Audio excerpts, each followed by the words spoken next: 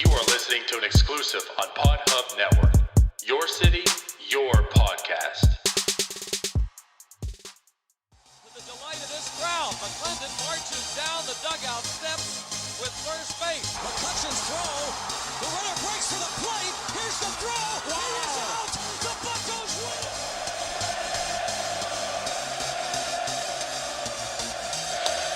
That ball's hit well to left center field. Back toward the track.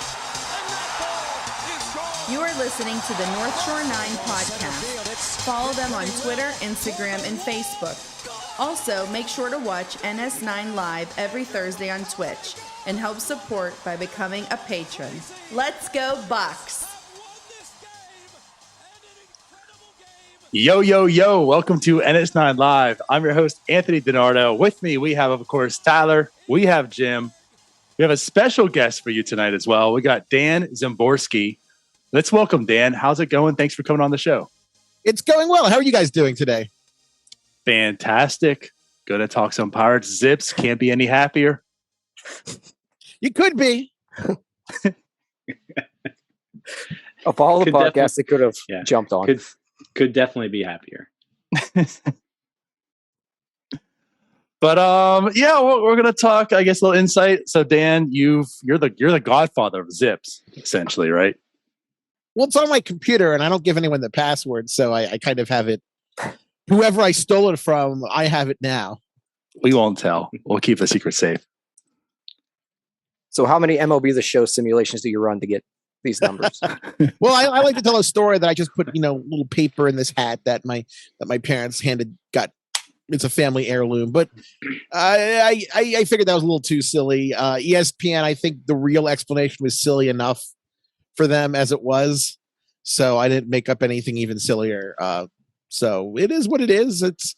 It spits out some numbers. Some of them are right, some of them aren't. Some of them I wish were better. Some of them I don't. But it's fun. I've been doing this nearly 20 years now, and that's kind of unbelievable. But here we are. How many times do you look at a number after it spits it out and go, I don't believe that. I'm going to bump that up here. At least in your head. No, I would never. There's no thumbs involved. There are times that I get annoyed by it. And trust me, if I was changing some projections, I can think of a lot that I would change. For instance, I'm from Baltimore, and there would be a lot of better Baltimore projections than the ones that were actually spat out by ZiPS. But no, it's a computer projection system with all the benefits and downfalls that come with a computer projection system. How often do people blame you personally for the projection not being what they want it to be? Surprisingly often. I don't know how to explain that. I just work here. I don't have any control over what the projections say. And people don't always accept that. Yeah. I have another question for you as well. Just based on some feedback and input we got around draft time and rankings and such, not that this truly affects too much, but I mean, it's before the season starts, so there's projections, right? How many GMs and owners are trying to get in your pockets to manipulate the projections so that way they can get a better trade proposal or whatnot to, overvalue their players or such? Well, I've never had anyone do that. No? I've sold a lot of data, and the thing is, teams want to see what no one can change a projection, but teams do want to see what projections say because they know that other teams and player agents have access to the projections also. I've done a lot of data consulting over the years, but no one's ever tried to get me to change them. Hopefully it's because I have a reputation for professionalism, and it's not just that I have a reputation for being difficult and not playing ball. So I am kind of difficult. Nice. Well, there answers that. But no, so one thing I want to ask you about, we'll talk a little bit about here. It's been a few years since we've had you on. I'm sure there's probably new people listening or ones that have forgotten. But, you are on here. We're going to talk some Pirates, Zips, and such. And we'll have a little bit here. Why don't you tell everyone who's listening, because just for all these reasons, when they look at these projections and say, these are dumb, these are stupid, this makes no sense, or whatever it is, why don't you maybe explain to those people what the purpose of ZiPS is, how you founded it, and again, what those projections mean. Okay, well, I'm going to talk for like 15 minutes now. Perfect. That's why we brought you on. I'm going to go eat a sandwich now.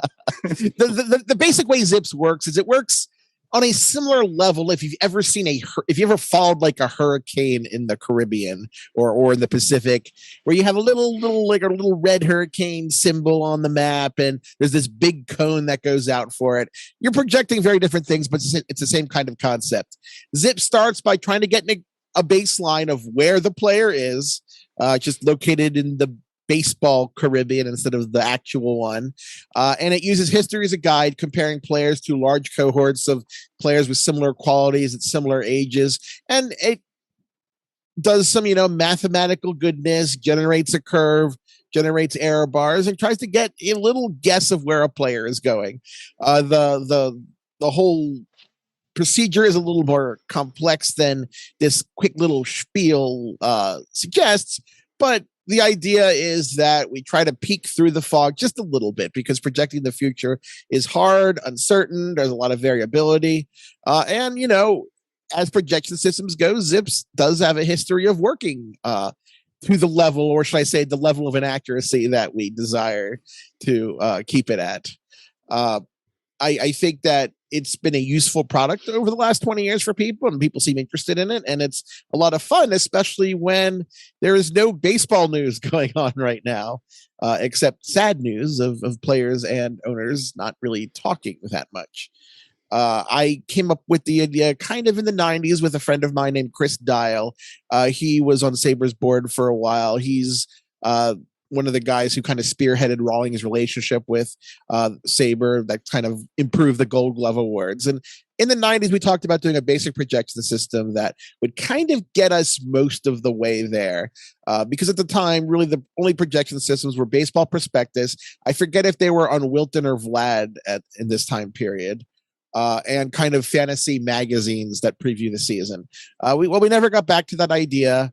And then in the early aughts, around 2002, 2003, Vorush McCracken had published research on his DIPS work, and I kind of wanted to integrate that into kind of a modern projection system. And then one thing led to another, and nearly 20 years later, it turned out to be not as bad a waste of time as I expected back then. It turned out to be mildly useful, which is pleasing and surprising.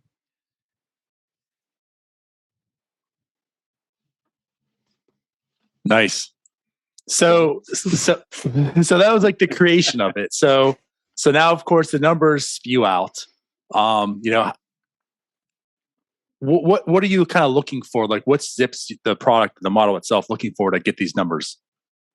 Well, let's start with an example. Let's say it's starting with Brian Reynolds. It's trying to project Brian Reynolds. So what it'll start by doing is taking recent seasons, some advanced data like the stuff you see from StatCast, and it establishes a baseline, kind of the expectation before any kind of development or aging for Reynolds through the end of the 2021 season. And then ZiPS will compare his baseline at this point of his career to every other player's similarly calculated baseline at every portion of their career. That's major leaguers going back to 1920, minor leaguers going back to the early 60s. And then it comes up with a large cohort of similar players. Not identical players, because no two players are truly identical. But the idea is you just want players who are roughly comparable in abilities, the kind of the shape of their contribution.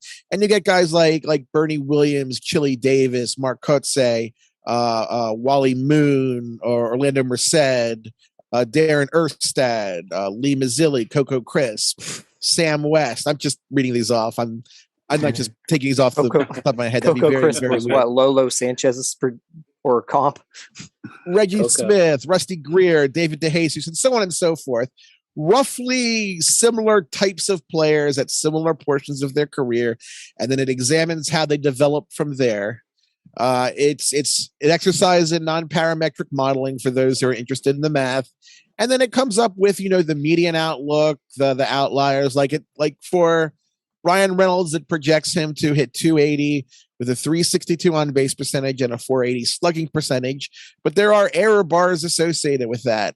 It has him with a 20% chance of having a 150 OPS plus and a 20% chance of only having a 104 OPS plus. And that's the kind of error bar we're looking for, or we're looking at, just because, again, the future is really, really, really uncertain. And hopefully, maybe not necessarily for Pirates fans, but hopefully for my personal interest, that the projections work out well over the course of the season, and that I'm right as often as I'm supposed to be. And as weird as it sounds from someone modeling something, you're kind of, since you're projecting different percentiles, you kind of want to be wrong a specific amount of time, because that's how you know your model is calibrated. I know that sounds odd, but it's just kind of how it works. And that's pretty much how ZiPS works. So how much did the introduction of StatCast really change your projections? It didn't drastically change projections, because the thing is, performance is kind of the low-hanging fruit. It allows us to kind of to smooth out the projections a bit, kind of calibrate them a little more accurately. But the easy part is just weighing different seasons in the proper bias towards recency, the weighting of the years, which stats vary more than others. StatCast has modify that a little bit, but it's not really groundbreaking in this way, because there's only so accurate we're really going to get with 1 year projections. I think that StatCast is actually more useful for long-term projections. I think it's actually helped the upside and downside projections a little more than, say, the mean projections. But it's useful data, and we're still fairly early in the StatCast era. We're still figuring out the consequences of all that data, what the data mean. And that's something that will take, several years, a long time. And there's probably still a lot in that data that we just don't quite know the predictive value of yet. So, the formula spits out all these numbers. Clearly one of the things it doesn't really take into account is stuff like playing time, right? Or, the things like that. So what's kind of an easy way, like if you're looking at, these Pirates projections, right? You have a lot of people with, over 300, 400 plate appearances in a year. What's kind of the way to look at those? Because some of these people obviously aren't even going to be making the major leagues, but they've got projections, right? So, or there's going to be some people who maybe they'll be role players or bench players, but kind of talk to us a little bit about that and how the projections kind of deal with playing time. Well, you can think of them as kind of equivalent playing time, where players are projected to generally get about that playing time, but it's not necessarily going to be in the majors. Sometimes they'll be in the minors.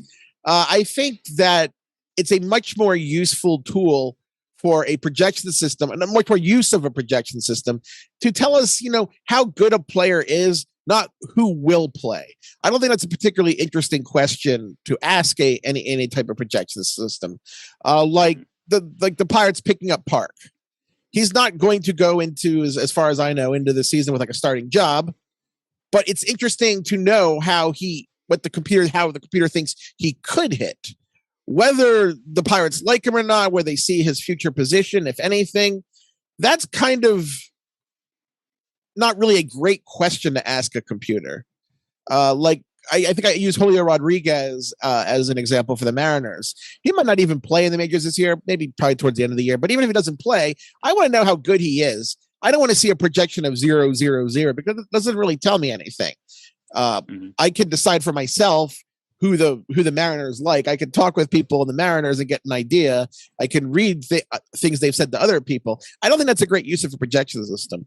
What a projection system does well is it weighs large amounts of data and comes up with an objective, systematic conclusion based on that data. So I try to keep ZiPS as human free as possible, so they can do the best job of the data and leave the extras to people who are using the data.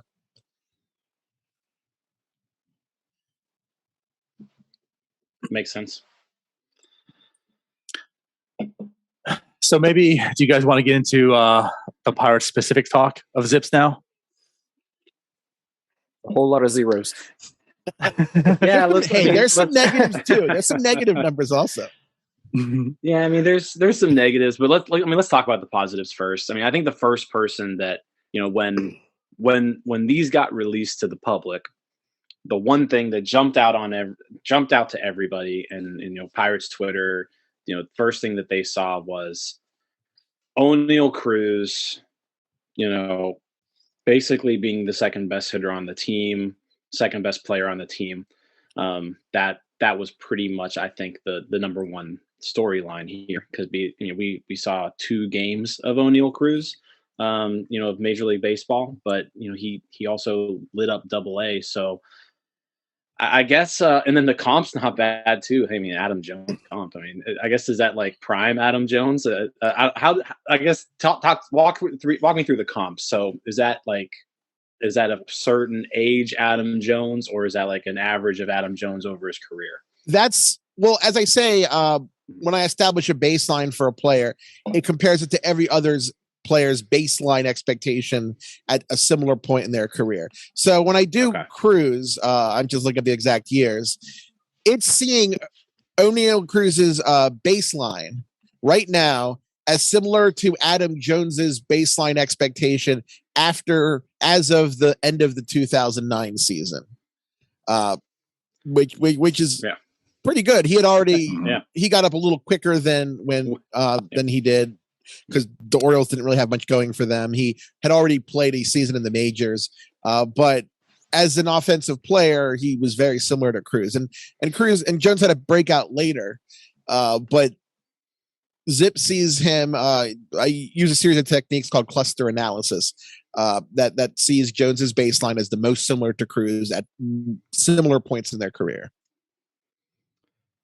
I think the most interesting part of Cruz's stat line, if you're even just looking at like counting statistics like home runs, for example, 17 home runs, you know, ZiPS has him at a 361 plate appearances too. So it's almost like, well, what would that mean though? Then if he had 600 plate apperances, right? Then you look at it could be very good. Yeah, that's a 30 homer, 23-year-old rookie shortstop, right? So that, I think that's what got people excited. I guess with somebody like Cruz, where like there's just not a lot of major league data, is his, because I mean, what we've read about Cruz coming up through his minor league career, the entire career, was this guy is probably one of the biggest boom or bust guys like in professional baseball, right? Like he could be really good, he could be really bad, and he probably actually isn't even anywhere in between that. Like he's going to be one of the two. But I understand for projections, you got to kind of pick in the middle there. So I guess, like, does Cruz's, like you mentioned Reynolds in his range, right? Where it seemed like 60% of the time he was going to be between 105 and 150 OPS plus. Is Cruz's range like a lot higher than somebody like Reynolds? Yeah, his 20 to 80% is like 65 points of OPS plus. And since they're right around 100, it's more significant just the way that OPS plus works. The difference between 100 and 150 is a lot larger than 150 to 200. There is quite a bit of, you know, boom bust potential. And I think one of the other uncertainties is just how good his defense will be at the major league level. That's still up in the air. ZiPS is kind of taking the middle approach and thinking it's not that much of a problem now, but it could turn out to be. That's been a source of disagreement among prospect hounds for a long time, as you guys probably know. Like, does he have to? When will he move to third? He's such a big guy. Which I don't mind, because I'm from Baltimore, and Ripken was smaller than Cruz, but Ripken wasn't exactly a little guy either, and was just fine defensively. There's definitely some uncertainty, but the thing is, for a rebuilding team like the Pirates, and I hate to use the R word, risk is the friend of the Pirates. You don't want certainty for players. You want players with upside, because the downside doesn't really matter to the team. If every prospect they have was like a coin flip where they're either a star or nothing, the Pirates would take that, because you keep the stars. The guys who don't work out, they don't really matter to the future of the team. A contending team doesn't have that same kind of just flexibility. Like when the Mets sign a player, they expect to compete in 2022. They don't want a coin flip. They'd rather have someone who they're pretty sure is a 2 or 3 win player than a guy who might be a star or might just be replacement level. So guys like Cruz, I mean, the Pirates shouldn't mind that kind of risk. They should be absorbing as much of this risk as they can get. The riskier, the better right now. So to kind of expand on that defensive part you talked about, does ZiPS look into, or is he stuck at shortstop in the projections? Because I know in Pittsburgh we've discussed a lot that he's not even third base. We're talking about the outfield. So are we looking particularly just at shortstop on these projections? Or? Yeah, this projection is just him at shortstop. ZiPS is actually fairly optimistic about him at shortstop, at least in the short term.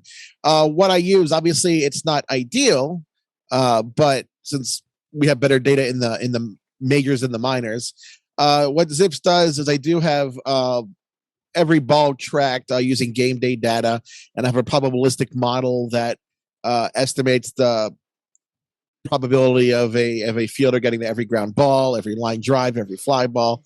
So it's kind of a rough zone rating with the negatives that imply, but it's better than, I guess, just to be mean to myself, I'll say it's better than nothing. But the approach has done well in the past and has found some pretty good defensive players. Like it loved Luis Robert of the White Sox defensively in the minors, had him as the second best outfielder in 2019. So who knows?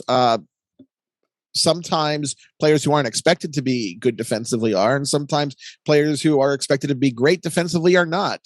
I think we could kind of talk about Gregory Polanco there, or maybe we shouldn't. Too soon. What is the horizon where we can talk about like Pirates disappointments? Like, can we make Pat Mears jokes? Oh yeah. To be honest, Pat Mears jokes are good. So we can make fun of the Kevin Young contract. Sure. We were very mean on him in the nascent internet. We were very mean to him on the nascent internet at the time. We kind of called him KY Jelly Roll. I will say this though, the going back to the Pat Mears days, the number one comp you have for Ke'Bryan Hayes, I feel like that's bringing PTSD to some people. To me. Yes. Yeah. Ty Wigington. That's not who we want to see next to Ke'Bryan Hayes' name. But here's the thing. These are offensive comps. If Ty Wigington could field like Ke'Bryan Hayes does, Ty Wigington would have been a much better player than Ty Wigington turned out to be. Think of it that way. Like I didn't go to work today and expect to look at my phone to see Ty Wigington next to Ke'Bryan Hayes. It just hurts. But Wigington was not a bad offensive player. If he could have... With the Pirates, he was. Okay, well, a lot of players were bad with the Pirates. Just go ahead and turn that knife. Next, we'll just talk about Mitch Keller. Are you sure? I don't think you want to talk about that. Not quite yet. We don't want to get to the pitchers yet. Yeah. What I want to do though is just go back to Cruz, and I'm not sure if you even have this top of your head, but just relatively speaking, do you know like where he ranks among like the other rookies? I mean, as far as the projections go, I don't have the top there. I don't have it filtered very cleanly to do that. I don't think. I can tell you around like shortstops. You know. Okay. Well, here I can do age real quick. I just don't have on my big zip spreadsheet. I don't have a filter for rookie. Sure. Just because that can be annoying to get sometimes. Oops. Okay. Especially this filter by you literally have all the data in the world. Yeah, but I hate to figure out who rookies because I always forget who, because I have to figure out the roster service time exactly, and that's such a gigantic pain. Among 23-year-olds, he ranks among position players 6th. Okay. But the 23-year-olds ahead of him are Juan Soto, which obviously he's going to be behind. Lord, he's only 23. Yeah. Fernando Tatis Jr., who's obviously going to be behind. Mm-hmm. Vladimir Guerrero Jr., who he's obviously going to be behind. And then we kind of get into the normal route, because then there's a 3-win drop from Vladimir Guerrero Jr. to Dylan Carlson, then Andres Jimenez of the Guardians, then Cruz, then Akil Baddoo, and Kybert Ruiz of the Nats, and Nick Pratto of the Royals. Okay. So Yeah. That's impressive, he though. ranks well for the age. If you take out the mega generational talents, you're talking about a top player his age. Yeah, and I think that if he has the season that he's projected to, unless I'm forgetting someone, which I could be, because Rookie of the Year has been kind of weird lately because of the shortened season. Like Arozarena had like 3 playoff appearances before he won the Rookie of the Year award or something. I think at one point Arozarena had more home runs in the playoffs than he did in the regular season, and he had played like 150 regular season games too. So yeah, it was something crazy like that. Yeah, I did the NL. I was not an AL Rookie of the Year voter. I voted the NL because I'm in the Cincinnati chapter of the Baseball Writers Association. But I would have had to look and remind myself that Arozarena was a rookie, just because that was all very, very weird. Right. But let's see. I'm looking at Cruz. Okay, 2.5 WAR. I'm looking at 22-year-olds. These are just the hitters. I'm not getting the pictures since they're almost. And among 22-year-olds, he would tie for third. I don't see who has he would be fourth, actually, behind Bobby Witt Jr., Spencer Torkelson, and Nolan Gorman. All to be expected. So these are not. So it's a very solid projection for a rookie. So it's a reason to be happy. You got to hold on to those reasons. And keep in mind, the projection is based off of 361 plate appearances. Yeah, so there's the possibility that he could go higher. Yeah. Or Also, lower, depending on what the Pirates run.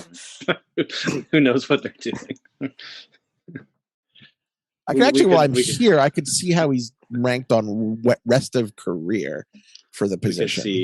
We could see Kevin Newman probably getting 80 starts at shortstop again. We don't need to get in that part of the projections yet. Which, by the way, hey, Zips has him at a 1 WAR, so that's a positive WAR. That's he already told us about the defensive stuff, so that's probably all of it. Yeah. Okay, Zips does have him as the, let's see, 1, 2, 3, 4, 5, 6, the number 7 shortstop for rest of career WAR. Nice. Behind, as you might have guessed, Tatis, Franco, Bo Bichette, Bobby Witt Jr., Carlos Correa, and Trey Turner. All right, so Dan just confirmed that Oneil Cruz is a future Hall of Famer. Lies. You heard it here first. Lies. 2 games played. Making this more difficult to edit, at least edit quote. Confirmed. We've got the title of our podcast, folks. It has been projected as a future Hall of Famer. The first 6'7" shortstop. Yeah, so who's 8? 6'7" Hall So you of said Famer. he's 7th. Who's 8? Oh, hold on. I actually Right. undid it. Let me redo that. So that means he's ahead of like Lindor. He's still relatively young. Yeah, he's right ahead of Lindor, Seager. Some of that is age, since That's Lindor and Seager both going into 28 Tweet season. Oneil Cruz better than Lindor. I mean, According if to anything, Fangraphs. it also tells us that Cruz is worth more than like $300 million. So Oh yeah, pay him now. It's a bargain right now. Right. We found our next Andrew McCutcheon, There we go. according to Fangraphs. But We're not even I gonna think, but I think out of everything that we see here on the Pirates, that Oneil Cruz projection, I think, was the most exciting thing that we saw. Only. Definitely. I mean, we already talked a little bit about Brian Reynolds. I think people were disappointed because they were like, "Oh, he's coming off a 5.5 WAR season, and how is he only going to have 3.9 WAR?" But you kind of explained there, and you even explained I knew that in was the article coming too. Yeah, Well, yeah, when I saw the projection coming, I said, I'm going to have to spend some of the time in my article explaining this, where I'm going to hear it later. That's what these little blurbs are that accompany the projections are for. They're just to kind of keep me from getting headaches and getting me out of trouble somehow. At least right? Yeah. So in the article, I mean, you explain kind of why the projection sees him that way, right? And so kind of, go I guess a little more into that. Well, basically, just to get an example of, because there's a risk of something called recency bias. And yeah, he's at an age where players break out, but huge breakouts tend to come with a step backwards.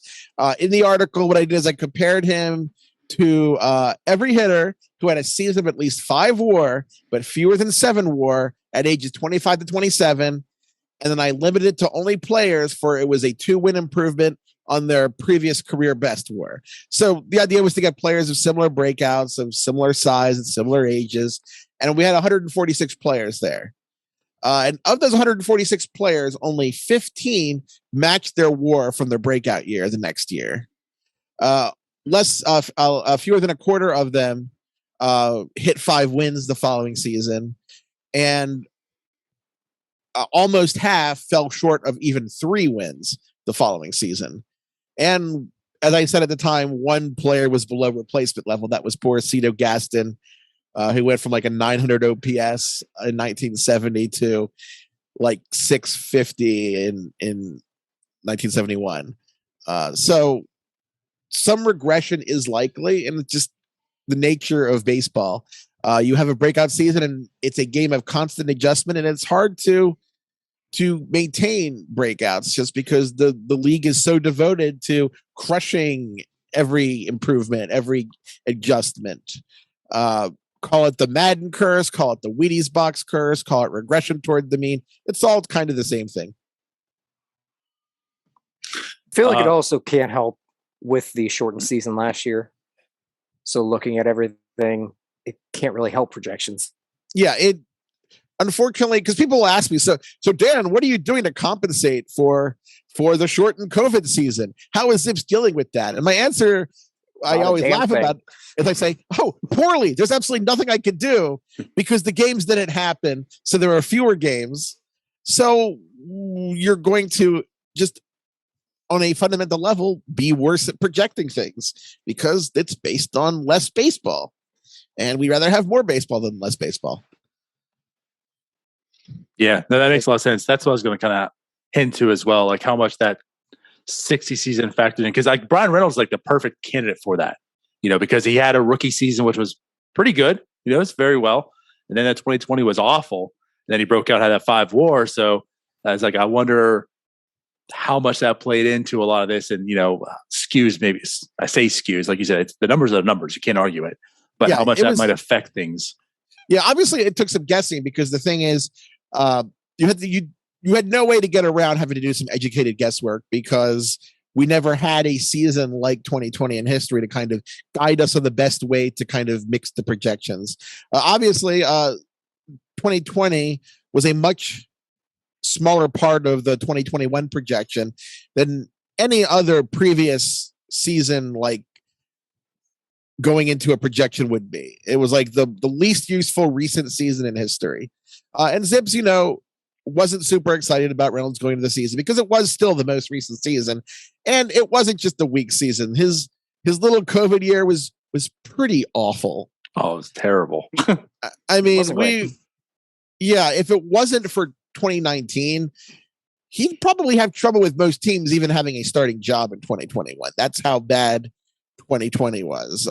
So thank that 2019 and the Pirates being terrible. So they had if he had gotten off to a poor start, he would have had a longer leash than with some other organizations. And it's a good thing he did because he had a terrific season. I was just looking back at some previous ZiPS projections, just based upon what you said, looking back at the going in the 2015 Josh Harrison, age 26 year, just breaks out. Projections did not love him. I'm sure you heard about that from Pirates fans. I don't remember now, but I probably did. I'm trying to remember who was mad at me every year. See, that's the weird thing about doing this. There's different eras where different fandoms hate me. There was like the era where Padres fans hated me because I made fun of the Matt Kemp trade, and they were super excited for very poor reasons, because there was no reason to be excited about acquiring Matt Kemp since he doesn't actually play defense and wasn't that good a hitter. So they didn't like me at that point, but they liked me last year. And they didn't like me the year I projected Hosmer to kind of be Eric Hosmer. But so I don't think I've gotten any particular hatred from Pirates fans, because I think most of it's saved kind of for ownership. And the 3 Pirates fans are right here. Yeah, this is everybody. Oh, yeah. The gang's all here. So, yeah, go ahead. No, I was gonna say, I mean, so kind of the theme about the hate. We talked about Cruz, a little bit about Reynolds in here. Let's maybe pivot more to like a Brian Hayes, because I think there's a lot of people that are very, very high on Hayes. You saw his, of course, it was a shortened season, but his rookie year where he just blew up, it was fantastic. Obviously, last year there was things more to be desired from. So his projections this year, still a below average hitter, 94 OPS plus, but 2.5 WAR because if we see the glove there. I mean, maybe just even your personal take or whatever, but I mean, your thoughts on Hayes. Is that, I mean, again, the Ty Wigington, we understand, but it's a pretty low offensive number there. Well, the thing is his glove developing as a prospect was always expected to be the best part of his game. He did it, tear up the minor leagues offensively. In 2019 in AAA, I mean, yeah, he had that huge cup of coffee at the end of in 2020, but in 2019, I mean, he was a 750 OPS guy in AAA. He was not someone who was projected to be a great hitter, just when it came down to it. And I think people probably got a little too excited when he came up in 2020 in that part, I guess, half season, as weird as that is. And he just, killed the ball for a month and a half. That was always going to be kind of above the expectation. I mean, he had a 450 BABIP in 2020. Now there is a chance. I mean, ZiPS is aware that he did have a wrist injury that he missed time for, and it tries to compensate for different injuries. That, of course, is very difficult because not every injury is the same. Not every player played through an injury for the same amount of time. So there is some upside there offensively, I think. But I'm not that disappointed with the projection, simply because I think it reflects kind of where he was offensively, except for 6 weeks in the majors in 2020. That's not to say that he's going to be a bad hitter. I just think that he's going to be a glove first guy, and that's fine. And there have been a lot of super valuable glove first guys. I mean, think of it this way: his relatively disappointing offensive projection still leaves him as an above average player. So anything above that, I mean, that's like gravy. That's the whipped cream on top, not on the gravy. That'd be weird. I actually think that the ZiPS projections for Hayes are kind of optimistic, because most of the hitting optimism we've heard is based upon scouting projection and not really past results. Because, as you said, he didn't really hit in the minors that well. He's a glove first guy, and everything we hear is just based upon projection and mechanical changes, really, of him becoming a productive major league hitter. So we'll see. That's kind of where we've been at for 2 years on him. Yeah. I mean, I think our whole thing was basically like, we're probably expecting Hayes to be an average hitter. And then because of the glove, right, that pushes him into being a well above average major leaguer. And then, yeah, if he is able to become an above average hitter, combine that with the glove, then you're talking about maybe an all-star caliber player, putting up 4-5 win seasons, right? So I mean, I'm looking at this projection. I'm kind of right in line. I think fans in general, want to see players develop over the years, and like every year he's going to get a little bit better until he kind of is through his prime. But I mean, he had an 88 weighted runs created plus last year, so this is still projecting him to even be a little bit better than that. Last year 373 slugging. ZiPS has him at a 400 slugging. For this coming year. So if he would have stepped on first base, he probably would have a 400 slugging. That is true. Does it take into account him not stepping on first base that one time? Yeah, we're not that granular. Because that actually is true. I think we did the calculations where, like, if he would have actually touched first base on that home run, I think it would have bumped his slugging up like 15 or 20 points. Well, I could just for humor. Let me make sure it's open. I could simply add one home run to his total, and see if it makes it won't make a big change, but yeah. I have to make sure not to save it, that it's like permanently part of my database. the revisionist history projection. Yes. Okay, now we go from 8 to 9. And we didn't even have to pay Dan. We got this done for free. And his projection goes from 2.5 WAR to 2.5 WAR. There we go. Well, but there are let's see, it's 2.46 now, and with the one fewer homer, it was 2.38. So wow. Yeah. But we can't do that though. That's the revisionist history one.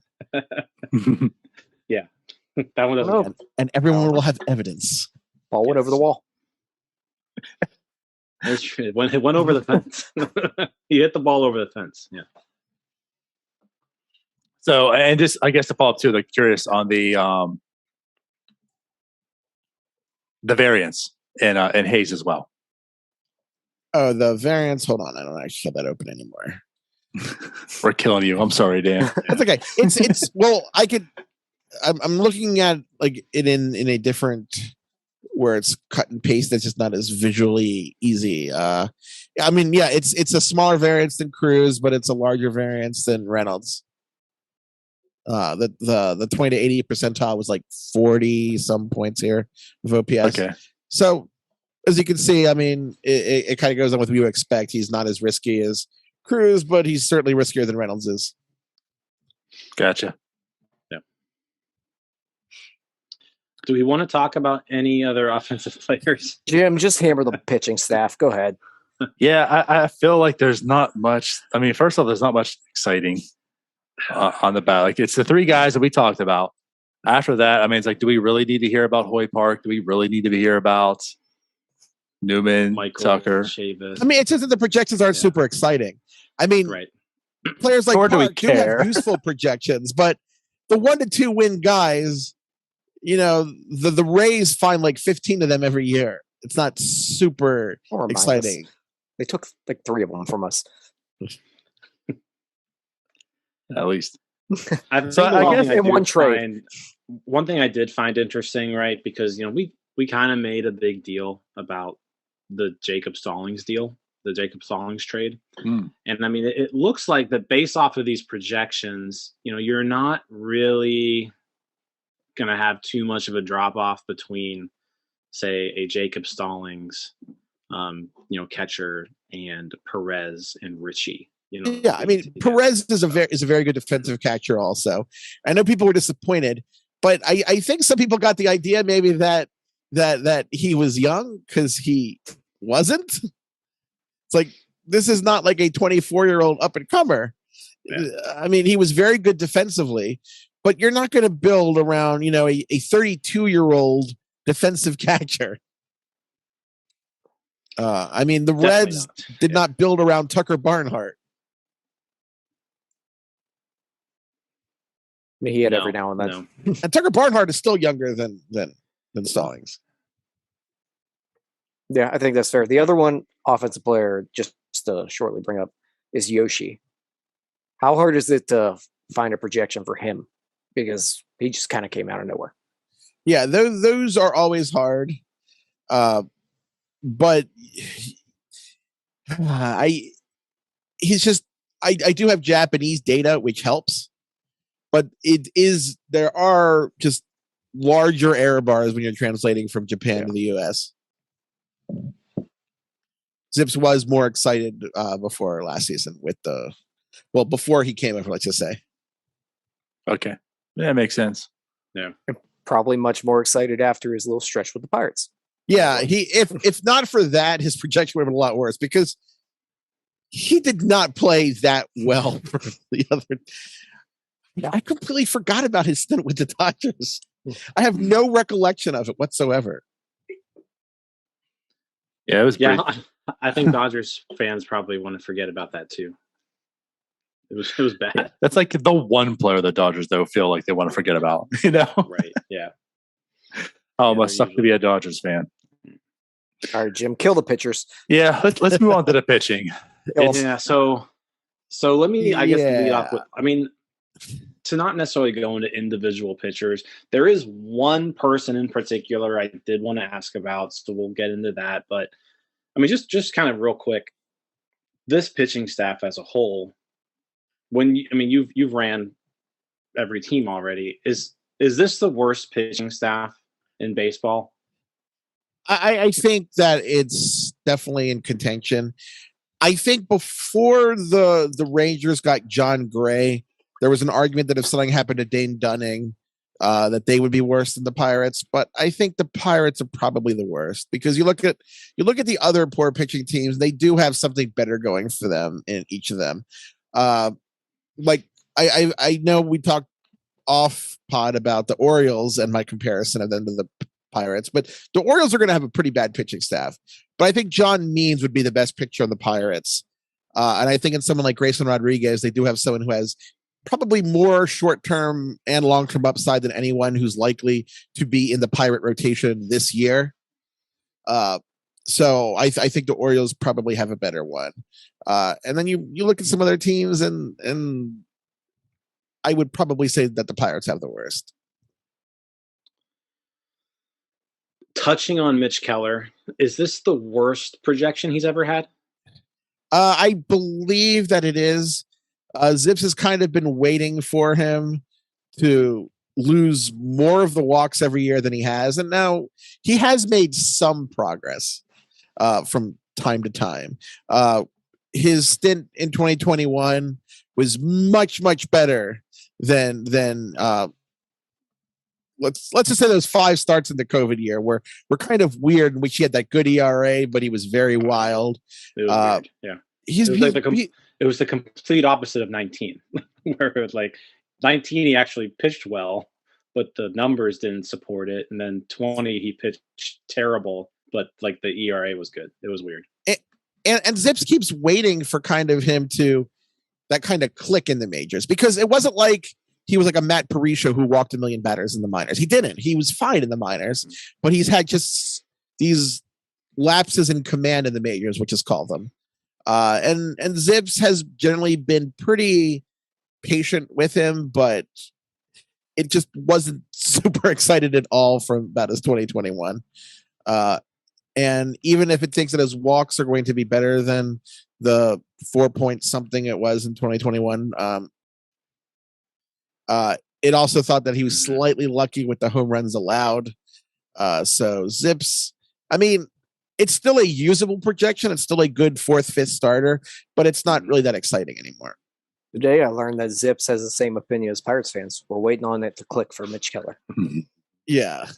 ZiPS was patient for a while, but the computer patience runs out. Yeah, now we're all exhausted. Well, and I think that's what the problem is here with the staff. If you look at these, right, Mitch Keller, these numbers are usable if he's a 4th or 5th starter. And the numbers are usable for every other person on this sheet if they're a 4th or 5th starter. But like, you can't have an entire team of 4th or 5th starters and 6th starters even, and expect to be competitive in any way. I guess when it's funny, but I mean, you look at the projections, it's not like that like everyone's below replacement level or anything. It's just that it's a sea of just mediocrity, I guess is the best way to describe it. The 10th best Pirate starting pitcher might actually be better than the 10th best starting pitcher in a lot of organizations. But the problem is their 10th best starter probably isn't that much worse than their best starter. Right. Like the difference, like looking at here, the difference between JT Brubaker and Dylan Peters, probably not a whole lot. Yeah, I mean, you see like Brubaker is like in the ERA of 4.5, and you look down Wave and you see someone you've never heard of has an ERA like half a run lower. I would imagine the range for the Pirates pitchers is very small, like 1 through 10. We're almost certain to have just a bunch of 4.5 ERA to 5 starters. Yeah, it could be worse. There's not much upside there, but it could be worse. Could the it? games will actually end. They'll eventually get 27 outs, and everyone gets to go home. And sometimes in a rebuilding year, that is all you ask for. Dan, how many guys have to have Tommy John before that? Well, maybe you can get you probably get like a group discount for that. like a little like one of those Subway cards that they punch. Might need one of those. I hope they have a good every 10th one's free. Before I get to my one guy who I actually wanted to talk about here in the pitching staff, but real quick, Zach Thompson just acquired by the Marlins. You know, journeyman, was in the minors for like 11 years, finally debuted and pitched well. And it seems like, you know, like, so like how do you weigh that 2 to 3 month span of the majors, but with an 11-year-old minor league journeyman? I mean, we do have minor league translations, which work pretty well. Obviously, you prefer to have major league data. And sadly, you know, Thompson was it's hard. I mean, you look at his projection, and it is, you know, it is the third best ERA plus on the team at 100. Mm-hmm. So that's interesting, at least. I mean, right. I think the problem is that in any trade, you kind of want a guy who has higher upside and maybe a lower downside in compensation. Zach Thompson is probably a better version of a lot of Pirates pitchers. He's sort of below average-ish, maybe, as a starter. But I mean, what's the upside? He's not going to break out and be like a number 2 guy for a decade. He's not young. So it's just probably not just the best type of pitcher for the Pirates to acquire. I think that a contending team probably would have been a better fit for Thompson. I feel like I'm re-listening to our last 24 podcasts. Well, see, we started with the good projections, so this is just getting darker and darker right, as it goes on. Yeah, it's like starting a movie, and like the first half is Three's Company, and it just morphs into like Requiem for a Dream, like while it goes. I mean, or we're just like watching a Pirates game. We do this 3.5 hours every night. So, but no, actually, it's funny. I wanted to talk about Thompson and sticking to him because with a lot of these pitchers, I mean, like JT Brubaker is like another example. I've talked about like Chad Cole and such. I feel like the Pirates have a lot of guys that they're forced to be starters, but like if like on a lot of teams, they could be relievers as well. And Zach Thompson, I feel like fits that mold also. So I see his of course, projections are 4.30 ERA, 81.7 innings. Is there something that maybe shows to like, okay, like if you were a reliever, you know, how much better could he be or such? Yeah, I can actually do that in a minute. I'm gonna have to filibuster for like 45 seconds while I open things. So in the news today, but and you know, I don't know if it's, you know, Zips, even if it's your personal, you know, thought on this or whatever, but just, you know, like, is there maybe some disproportionate difference in these Pirates pitchers, like from starters to relievers? Because I feel like most of them probably better off in a bullpen. Well, that I couldn't track very quickly. It might be something to do for an article at some point. But in any case, as a full-time starter, Thompson has a projected ERA of 4.61, which is an ERA plus of 93. And as a reliever, he has a full-time projection of 3.83 or an ERA plus of 112. Interesting. Which would make him the second best reliever on the team. Okay. That tracks well. And I feel like that's what he's better suited for, but it's the Pirates, so he probably will end up getting a lot of starts. Really, I mean, you say like, what is the role of X and Y X player on a team on the Pirates? And it's the answer is going to be wherever. I don't know. That's pretty much they're just gonna throw some innings at some point, some reason. We're just gonna try to survive this year. Yeah, and as I said, the games need to end. But we felt like that for 2 years now. It's getting a little old. Well, at least I've stopped projecting Vasquez. Did you? Yeah, I finally stopped this year. I do it out of habit, but I think at this point, It's done. Yeah, I feel like he had 1 inning projected. No, I think Steamer might have. Okay. Yeah, We I don't don't see use that. Vasquez on here. Yeah. We don't. Well, use that's why that. Tyler would have known. Yeah, that's true. Or it could be our group text that we talked about it earlier. But let's blame Tyler. Yeah, Steamer still gives him a 1 inning projection. Okay. I think. I mean, it's something we've talked about every year, though, just and jokingly, But you have to have it. Is he in jail yet? I'm not really sure what the status is of that.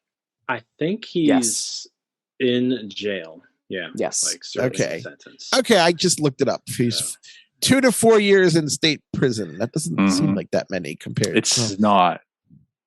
Like it seems rather light. Yes, but to change the subject off of that, I want to make fun of Jim real quick because I did see that ZiPS projects Wade Miley at a 2.8 WAR, and I know you haven't listened to our podcast, Dan, but Jim has been all aboard the Wade Miley experience for the Pirates, and I just want to give him the floor for a minute to complain.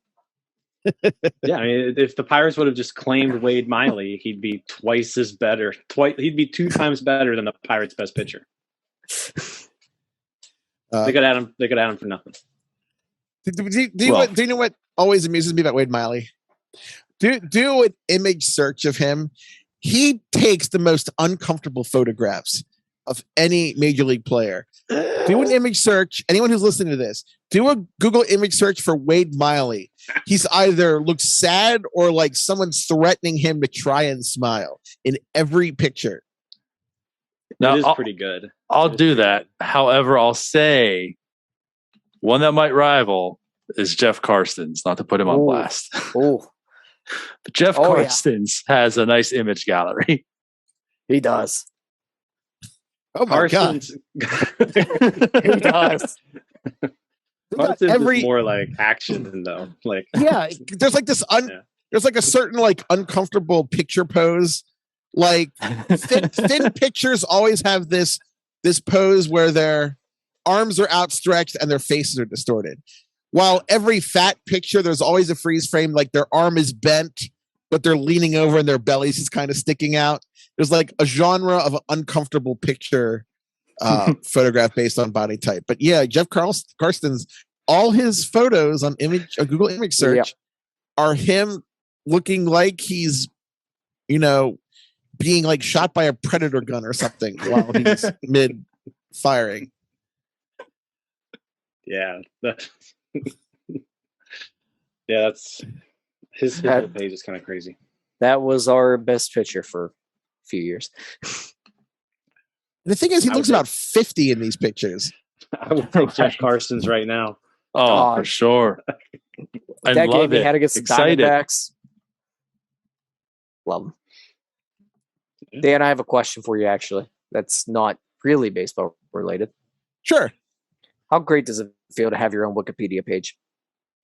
Oh, I'd be happier if like someone ever updated it. Did you update it first? No, I've never updated. If I updated it, it would be accurate. But like I worked for ESPN for 9 years, and last I checked, my Wikipedia page didn't even mention that. Which shows how very borderline relevant I am to get a Wikipedia page. If it's updated like once a decade. I don't know. It says currently he is a senior contributor for ESPN, a senior writer for Fangraphs. Oh, someone has updated that. That is highly interesting. I once tried to make my own Wikipedia page. It got deleted quickly.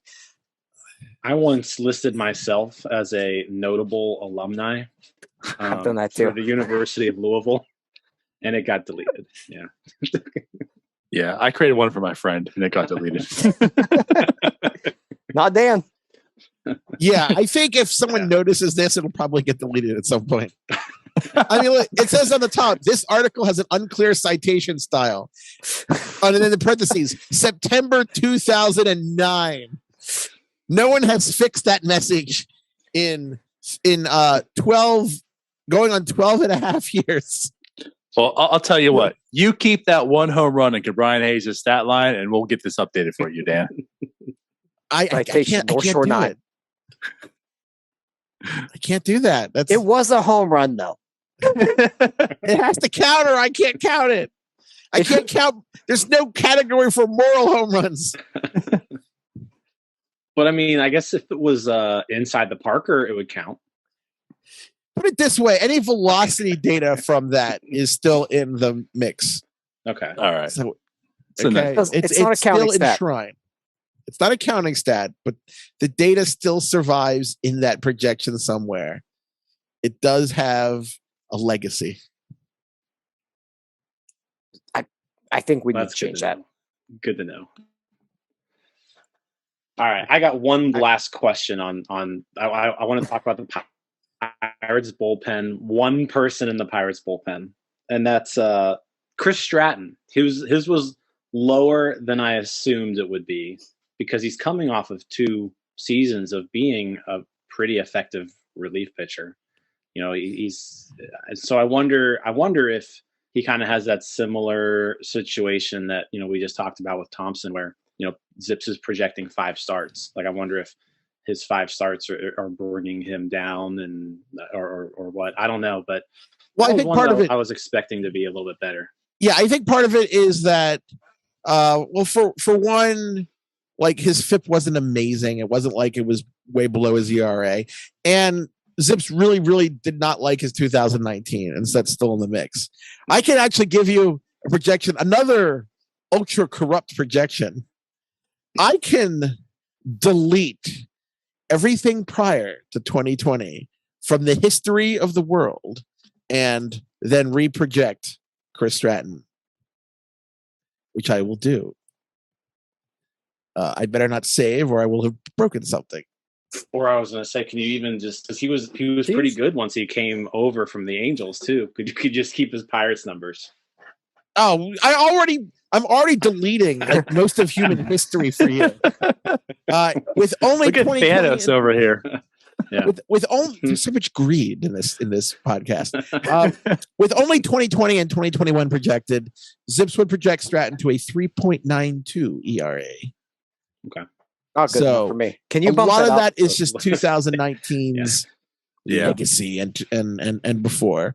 2018, yeah, he was a starter, but ZiPS translates him into a reliever at the time, but not a very good one back then. He is a better picture now, but there's still some risk. And I think, again, if he had a longer 2020 where he did that, then the projection would look a lot better. Dan, I don't believe your computer. My eye test says he's better. Well, it's fine to disagree with the projections. I do all the time. Okay, then fix it. That's true. He I said can't earlier, fix it. He said I don't earlier have it the has to authority. be wrong. It has to be wrong sometimes in order for it to be. You can pretend that all the Pirates ones are the ones that are going to be wrong. But we might not.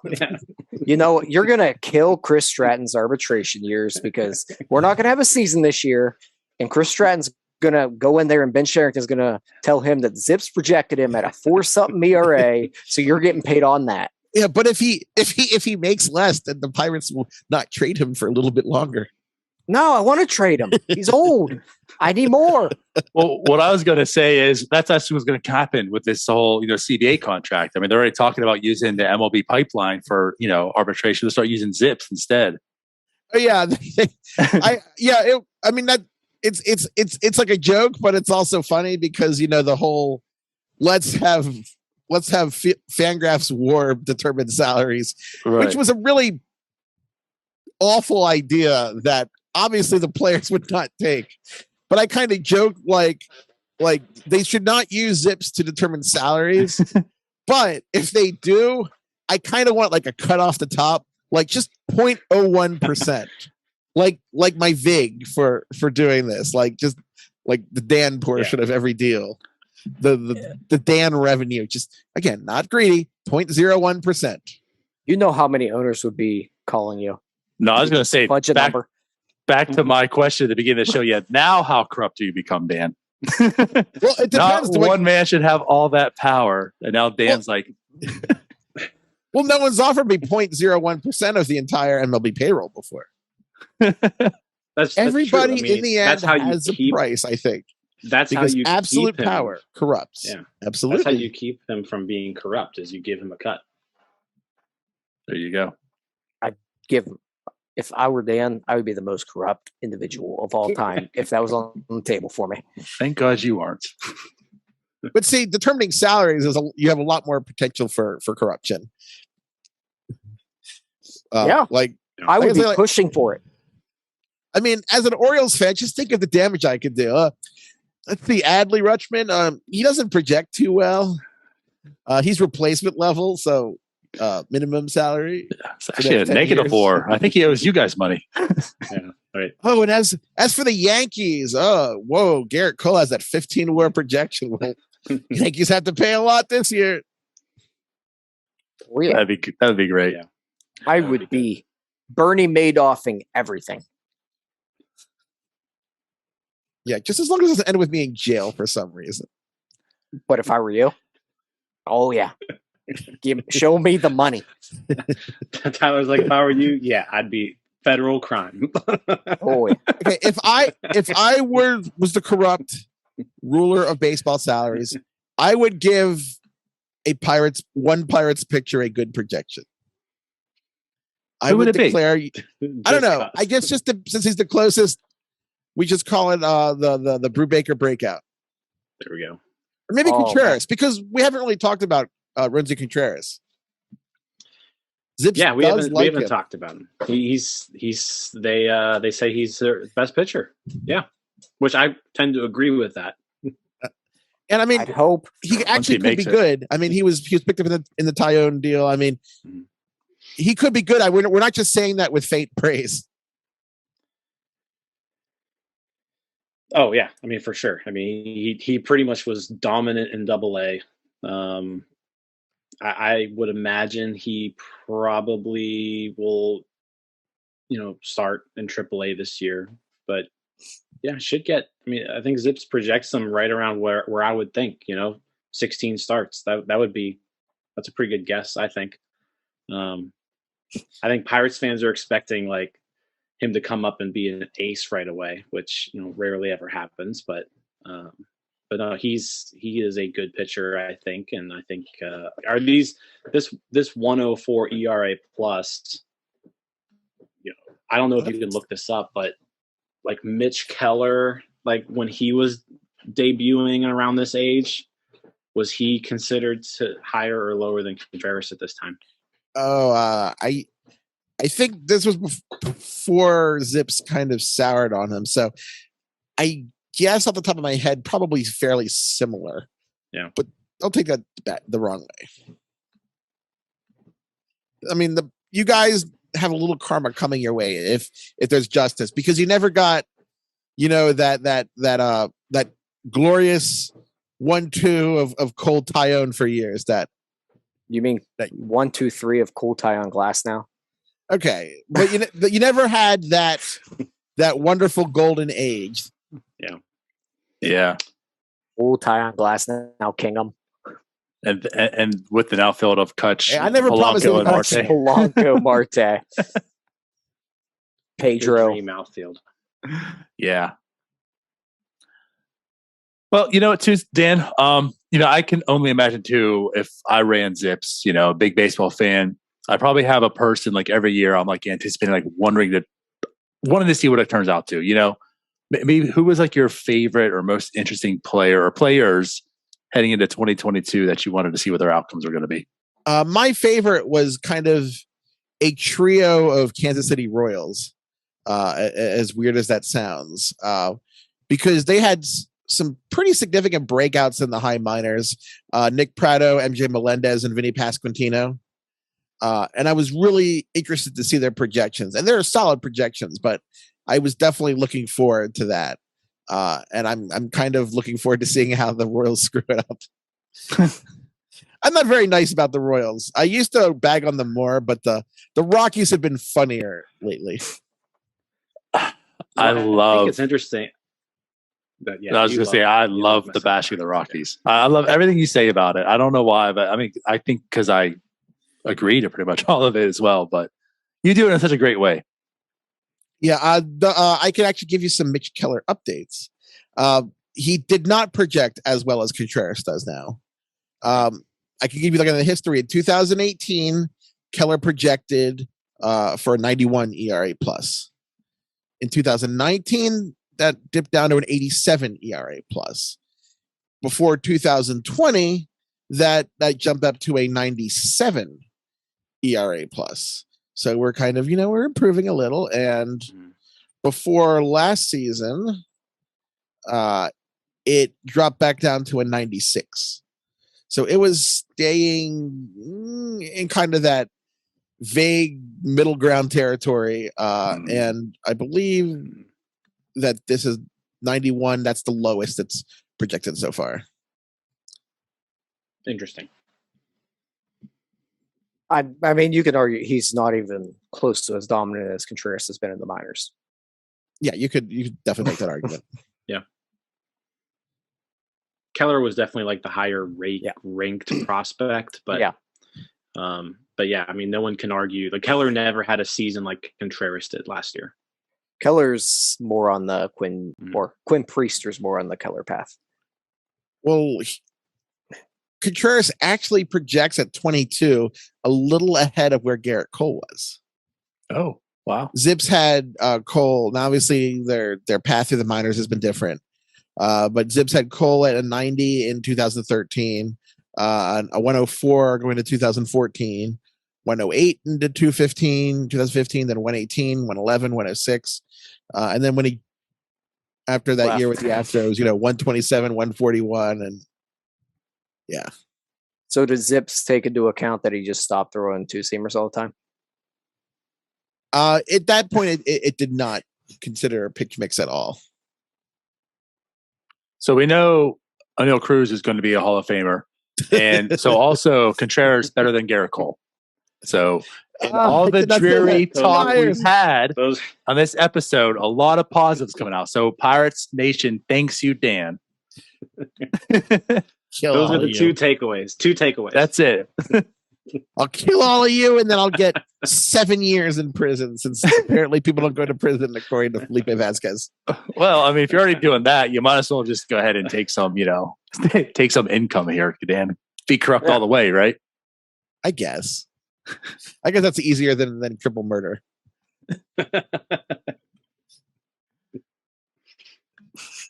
Hey, one thing I once did, I like to play with this neural network thing online. And I once had the computer neural network generate me the weirdest place to hide dead bodies. I am just now fully aware of why you created a projection system for Major League Baseball 20 years ago. You read Moneyball one time and was like, yep, that's what I'm going to do. No, I was already doing stat nerd stuff when Moneyball came out. Moneyball just made us all employable. True. And also the movie was fake. But, here's the thing. There's only one movie in the history of the world in which kind of a nerdy baseball guy is going to be portrayed by Brad Pitt. Very true. That's not who Brad Pitt usually plays. So, I've already determined. I have kind of a related Moneyball story that involves my girlfriend, who will not hear this, thankfully. More shocked he has one of those. She's always tried to understand exactly what it is I do, because she's not into sports at all, not into baseball at all. And she has no idea why people give me money for baseball things. She just kind of accepts that's the reality of my life. So I once tried to explain to her, this was years ago. I tried to explain what it was I did. And I asked her, because she had seen Moneyball.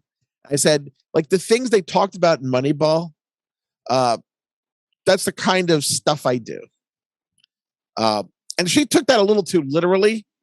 I had done some data consulting at the time, not with the A's, but she kind of got the idea I was saying I was one of the people in the Oakland organization. And she figured, since I looked kind of like Jonah Hill, that because I told her that Jonah Hill was based on a composite of people, J.P. Ricciardi and others, she thought I was one of the people that Jonah Hill was based off of. And I did not know she believed this for like 5 or 6 years after this conversation, until she mentioned it to someone. And I couldn't help it. And I had to kind of say, yeah. And she was so embarrassed. And she was so mad at me for some reason. Like, I never said that Jonah Hill played me in that movie. Well, it's funny you say that, Dan, because I'm looking at your Wikipedia page and I see it there now. So I'm not sure you are telling a lie. What did you do? No, I'm sure. Do I have to watch? Morpheus was played by Jonah Hill. But no, what I will tell you now is the picture on the Wikipedia page was just Jonah Hill.